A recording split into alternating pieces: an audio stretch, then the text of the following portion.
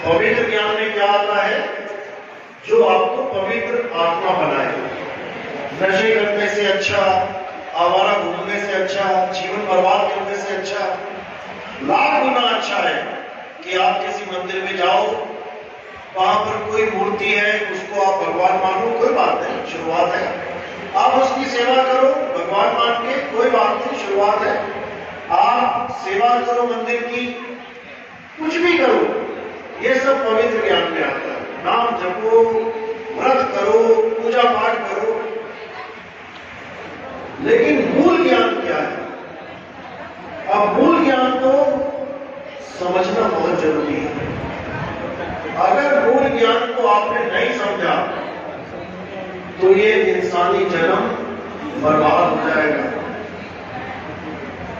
इसके लिए कबीर साहब कहते हैं, धर्मदास मेरी नाक दुहाई और ये मूल ज्ञान बाहर ना जाए।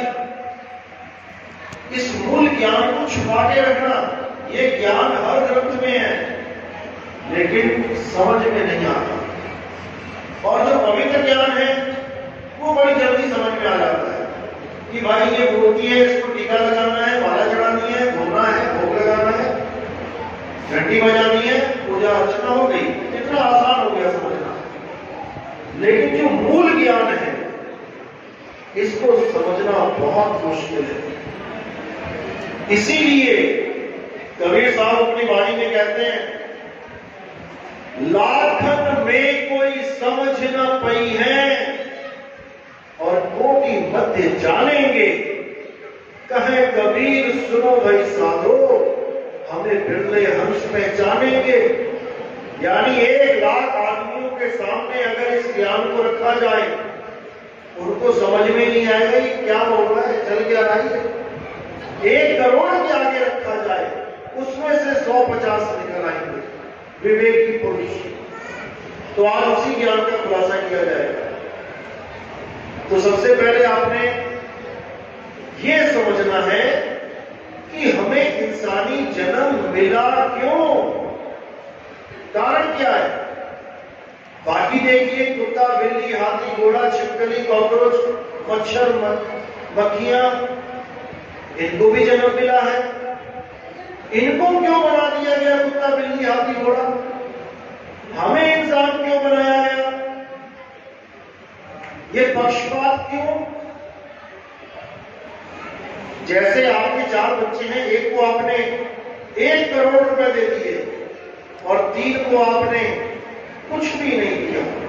ये पक्षपात क्यों? बहुत सोच समझ के हमें ये इंसानी चोला दिया गया है। ये इंसानी चोला मिलने का मतलब है कि अब तुम इस जन्म और मरण के चक्र को तोड़ के मुक्त हो सकते हो। इतना इंपॉर्टेंट है ये इंसानी चोला। और अगर इस चोले को ऐसे बर्बाद कर दिया, खाने में, पीने में, घूमने में, फिरने में, मौज मस्ती में, तो दोबारा 1,84 में जाना पड़ेगा। हाथी, घोड़ा, बिल्ली, बकरा फिर बनना पड़ेगा। एक बार तो बन के आए हो, दोबारा फिर जाना पड़ेगा। और अगर एक बार भी 84 में चले गए तो कोई हालचाल पूछने वाला नहीं मिलेगा। अभी तुम्हें कोई परेशानी हो जाए, किसी ने तुम्हें झापड़ तक मार दिया, 10 लोग इकट्ठे होकर FIR कर देंगे, तुम्हारे पक्ष में लड़ेंगे। लेकिन उस बकरे से पूछो जो कसाई के दरवाजे में खड़ा हुआ है, बंधा हुआ है, कोई जाके हाल पूछने वाला नहीं उसका कि क्या हाल है तेरा, कल को तुझे काट दिया जाएगा, किसी को कोई परवाह नहीं। ऐसे ही हमें भी 84 में जाना पड़ेगा। अगर हमने इस जन्म को लेखे नहीं लगाया तो अब लेखे कैसे लगाएं? सबसे बड़ा सवाल यही है कि परमात्मा को पाने के लिए करें तो करें क्या? कोई कहता है मंदिर जाओ, कोई कहता है मस्जिद जाओ, कोई कहता है गुरुद्वारे आओ, कोई कहता है चर्च में जाओ। जब परमात्मा एक है और सब धर्म यही कहते हैं ऐसा कोई धर्म नहीं है जो ये कहे परमात्मा दो है। ऐसा कोई गुरु नहीं है जो ये कहे परमात्मा दो है। ऐसा कोई संत नहीं है जो ये कहे परमात्मा दो है। लेकिन फिर भी इतने इतने अलग अलग प्रकार के धर्म पंथ चलते ही जा रहे हैं। सब यही कह रहे हैं परमात्मा एक है, लेकिन कोई भी सबको एक करने में सफल नहीं हो पा रहा। जितने भी संत आए उतने ही पंथ और बढ़ गए। कबीर साहब आए, कबीर पंथ हो गया। नानक साहब आए, नानक पंथ हो गया। रविदास जी आए, रविदास पंथ हो गया। दादू जी आए, मलुकदास आए, घीसा जी आए, घासीदास आए, जगजीवन साहिब आए, पलटू साहिब आए, तमाम संत आए। एक होने की जगह सब अलग अलग होते चले गए। जबकि हर संत ये कह रहा है परमात्मा एक है, फिर भी बढ़ते चले गए। आज ये हाल है, हर जगह अलग अलग पंथ के मंदिर, अलग अलग धर्म के स्थान बने हुए हैं और सब अलग अलग बट गए। कोई एक नाम जप रहा है उसी एक को पाने के लिए, कोई दो नाम जप रहा है, कोई तीन नाम जप रहा है, कोई चार जप रहा है, कोई पांच जप रहा है। कोई किसी प्रकार से पूजा कर रहा है, कोई किसी प्रकार से। ये सब खत्म करने के लिए कबीर साहब ने क्या बोला था?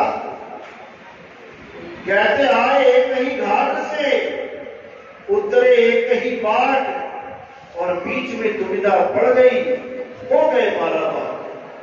यानी हम सब एक परमात्मा के घर से आए थे, तो उस एक परमात्मा को पाने के लिए एक ही प्रकार से भक्ति करनी चाहिए थी, लेकिन बीच में दुविधा पड़ गई, हो गए 12 बार। यानी दुविधा रूपी भ्रम दिमाग में पड़ गया और सब अलग अलग अलग अलग होते चले गए। अब ये सारे जो अलग अलग हो गए हैं, ये एक कैसे होंगे? जब उस एक की महिमा जानेंगे, जब उस एक को पाने का एक ही तरीका जो है उसको जानेंगे, तब ये सारे पंथ, सारे धर्म एक होंगे। अन्यथा एक होने का मतलब ही नहीं है। एक कब होंगे? जब उस एक को पाने के लिए एक ही प्रकार की भक्ति करेंगे, तब सब एक हो जाएंगे। लेकिन एक प्रकार की भक्ति कैसे करेंगे? पहले ये जानना पड़ेगा कि हम बटे क्यों हैं, हम बट कैसे गए।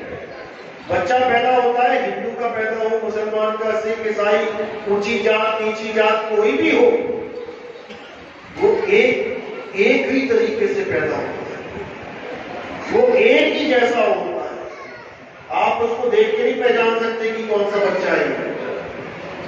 लेकिन क्या हो जाता है ऐसा कि कोई कहता है मैं हिंदू, कोई कहता मैं मुस्लिम, कोई कहता मैं सिख, कोई कहता मैं ईसाई। क्या हो जाता है ऐसा? बंटवारे का एक ही कारण है, और वो कारण है पावन अक्षर। यानी जो हमारे मुंह से जो आवाज निकल रही है, का, खा, गा, घा, चा, छा, टा, ठा, ए, बी, सी, डी, उड़ा, एड़ा, एड़ी, अलिफ, बे, ते, पे, कोई भी भाषा तो हमारे मुंह से निकल रही है, इसी के कारण हम अलग अलग हो गए। अगर ये अक्षर इस दुनिया से हटा दिए जाए, जो बचपन में आप बच्चों को पढ़ाने के लिए भेजते हो, का, खा, गा, इसको अगर हम हटा दें अपने जीवन से, तो आप किसी को बता ही नहीं पाओगे कि आप किस धर्म के हो, किस जात के हो, किस मजहब के हो, कौन सा आपका पंथ है, क्या आपका नाम है, किस भगवान की तुम पूजा करते हो। सारी दुनिया के नाम खत्म हो जाएंगे केवल इन 52 अक्षरों को हटाने से, जो ये जीभ से बोले जाते हैं। और ये बोले कैसे जाते हैं? एक समय ऐसा था जब कोई अक्षर ही नहीं था। आज हम कितनी भाषाएं बोलते हैं, एक समय ऐसा था जब अक्षर ही नहीं था। कौन सा समय था वो? जब आदि मानव था। आदि मानव का नाम सुना है ना? पढ़ा होगा 5वीं 7वीं 10वीं में आदि मानव।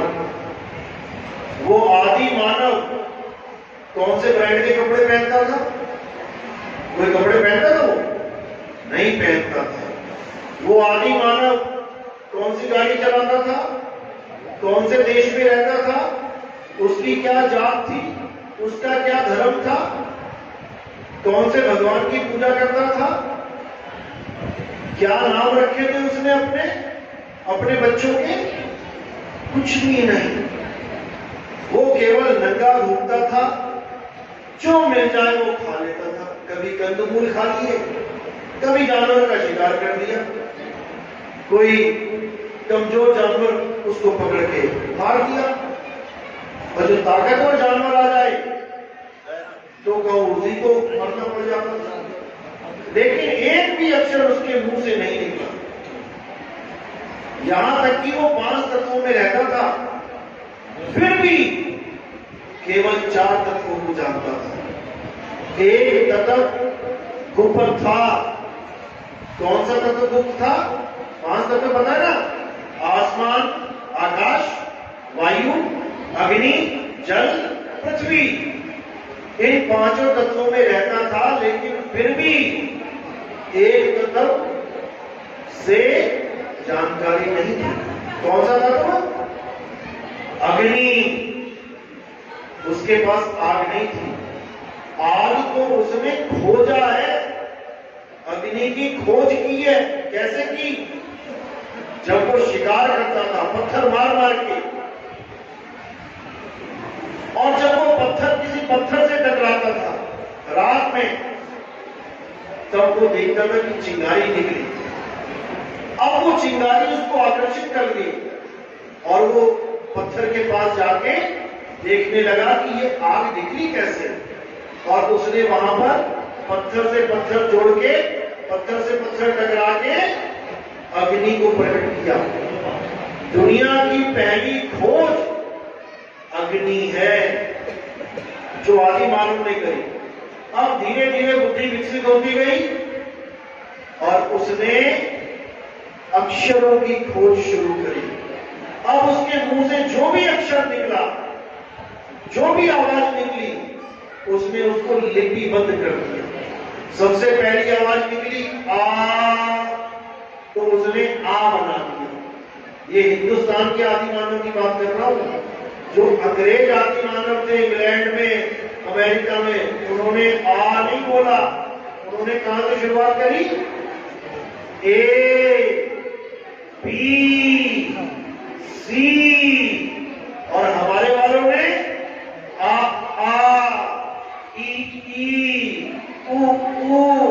यानी इस मुंह से जितनी भी आवाजें वो निकाल सकता था, होठ लगा के, कंठ लगा के, जीभ लगा के, वो उसने लिपिबद्ध कर दी। ऐसे अक्षरों की खोज हुई।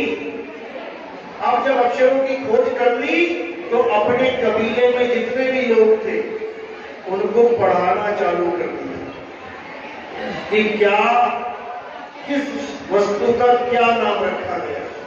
पेड़ दिखा के बोला ये पेड़ है, पत्थर दिखा के बोला ये पत्थर है, पानी दिखा के बोला ये पानी है, आसमान दिखा के बोला ये आसमान है। इस प्रकार जो भी उसके सामने आती गई चीज, उसने उसका एक नाम रख लिया। हिंदुस्तान वालों ने रखा आसमान, अंग्रेजों ने रखा स्काई। हिंदुस्तान वालों ने रखा पानी, अंग्रेजों ने रखा वाटर। इस प्रकार अलग अलग नाम इनका आविष्कार हो गया। अब इंसानों के पास आ गया अक्षर, नाम आ गए उसके पास। अब वो अपने बच्चों के भी नाम रखने लगा। इसका नाम राजू, इसका नाम श्याम, इसका नाम सुंदर। धीरे धीरे धीरे धीरे उसने भगवान के भी नाम रख दिए।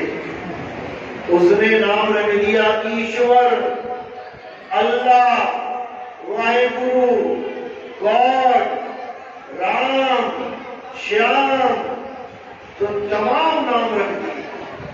अब बाकी चीजों में झगड़ा नहीं हुआ।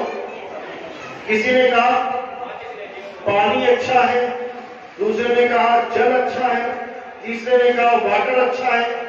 तो जब ये झगड़ा हुआ तो सबने क्या बोला, भैया अपनी अपनी वस्तु लाके रख दो।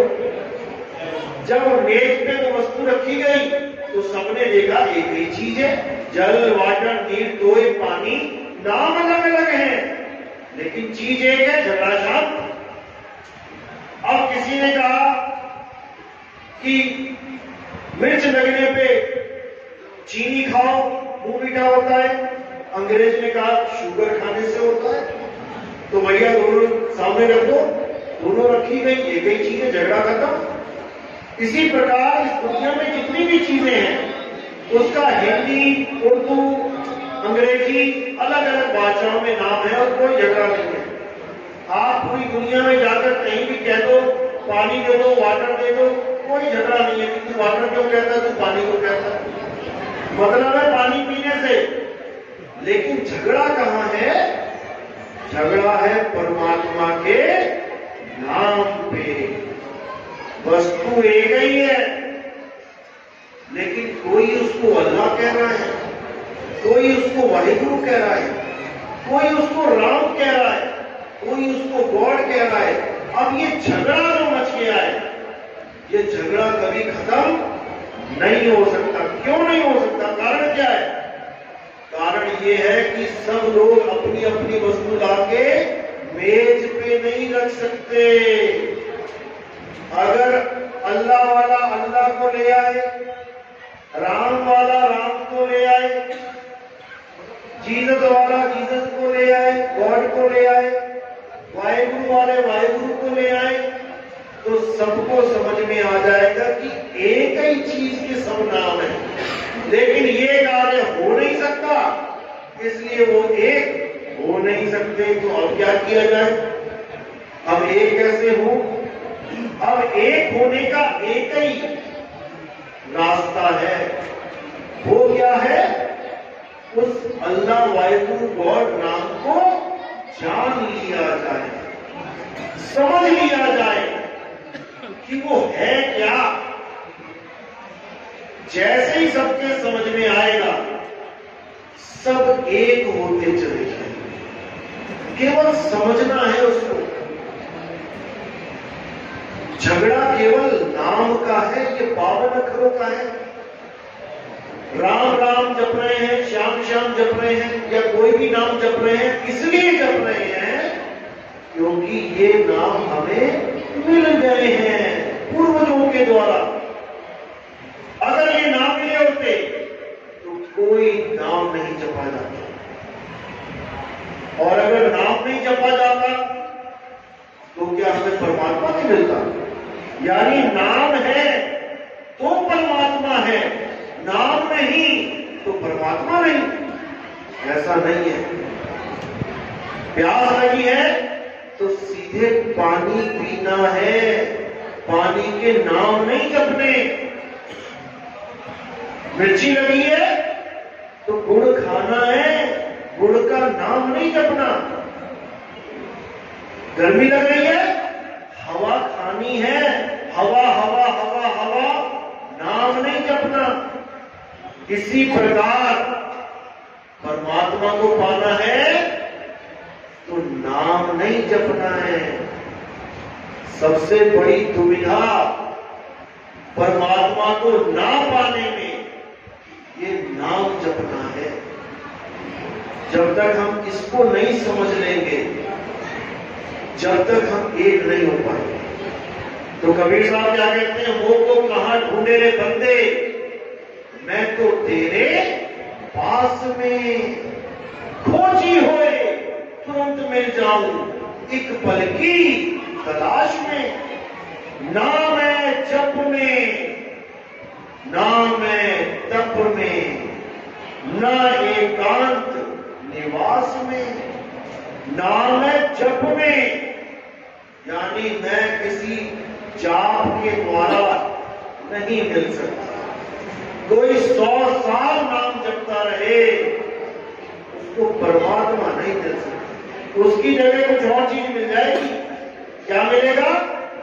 या तो ज्योति का प्रकाश मिल जाएगा, तत्वों का प्रकाश मिल जाएगा, या फिर अनहद नाद सुनाई दे जाएगी। इसके अलावा और कुछ मिलने वाला नहीं, परमात्मा नहीं मिलेगा।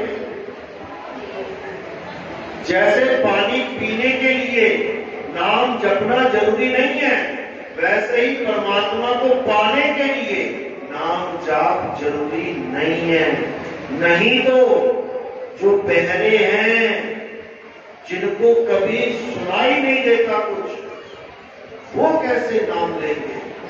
उनको परमात्मा नहीं मिलेगा क्या? फिर इसी को समझना है। जो बहरा है वो गुरु के पास जाके नाम कैसे लेगा?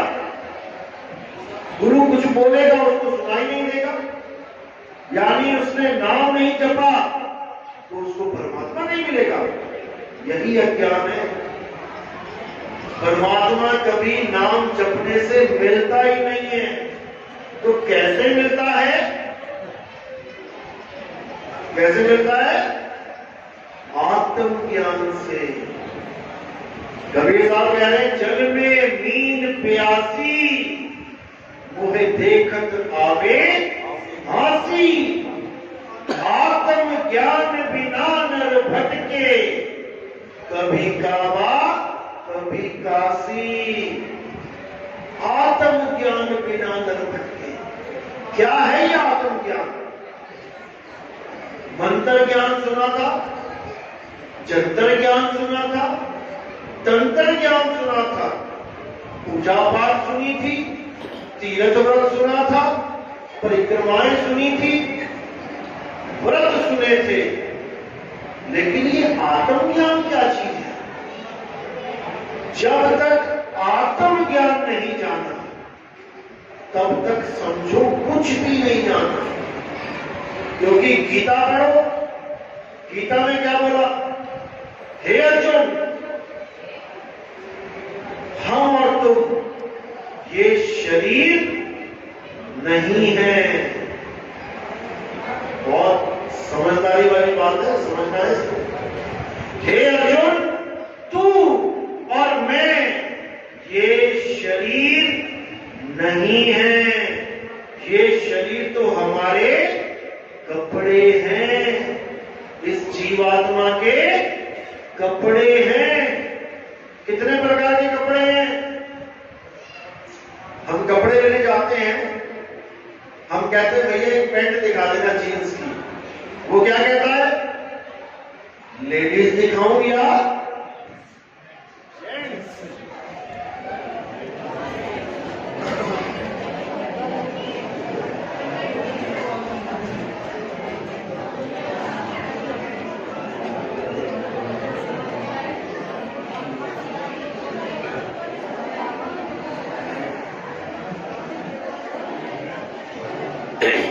चले देते फिर बंद हो जाएगा, फिर लाइट चली जाएगी, फिर नहीं होता, चला